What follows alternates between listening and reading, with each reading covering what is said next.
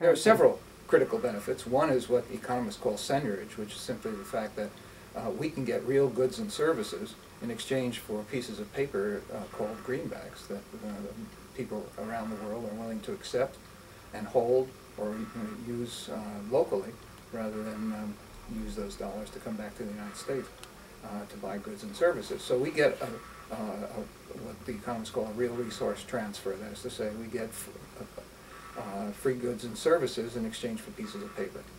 But beyond that, we get the ability to finance any deficits we may have in our balance of payments, the balance between imports and exports, simply by printing out more of our own money and using our money to pay for the excess of imports over exports. That gives us a great advantage in terms of managing our domestic economy and also in terms of managing our foreign policy. And it gives the United States government the ability to promote various programs around the world, foreign aid programs, military expenditures, and the like, without having to worry about where the money's coming from.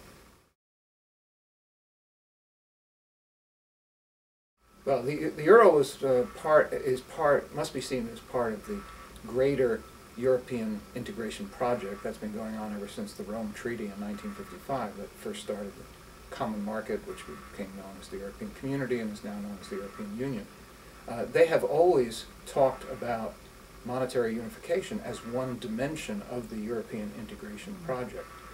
They had a couple of false starts in earlier years. They finally got their act together in the 1990s under something called the Single Europe Act, which promoted four freedoms: the freedom of movement of goods, services, people, and money.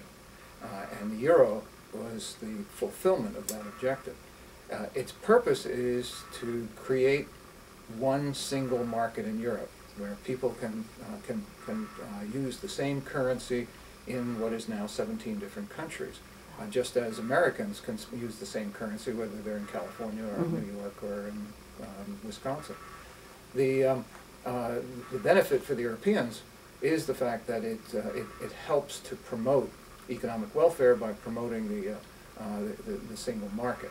Makes it easier for people to avoid exchange risk, to lower their transactions costs, and the result is greater economic benefit.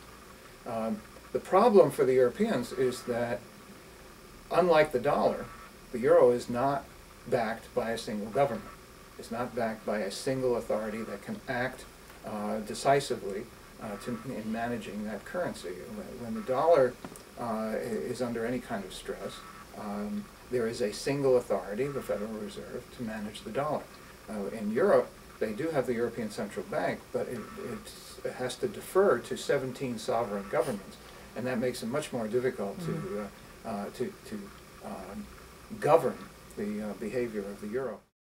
And then there's finally simply a matter of inertia.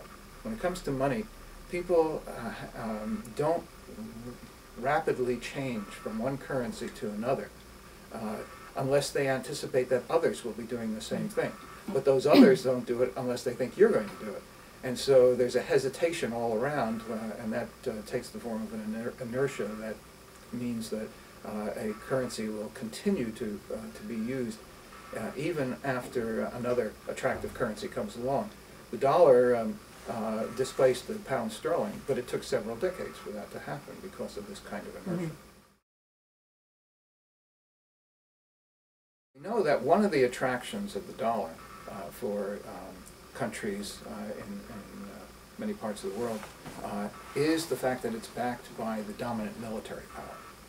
The dollar serves as a safe haven in time of crisis, and we saw that in 2008-2009 at the outbreak of the current economic and financial crisis, when even though the crisis started in the United States with our derivatives and subprime mortgage markets, people rushed into the dollar rather than away from the dollar because they see the dollar as a safe haven, and they see it as a safe haven because of the military dominance of the United States.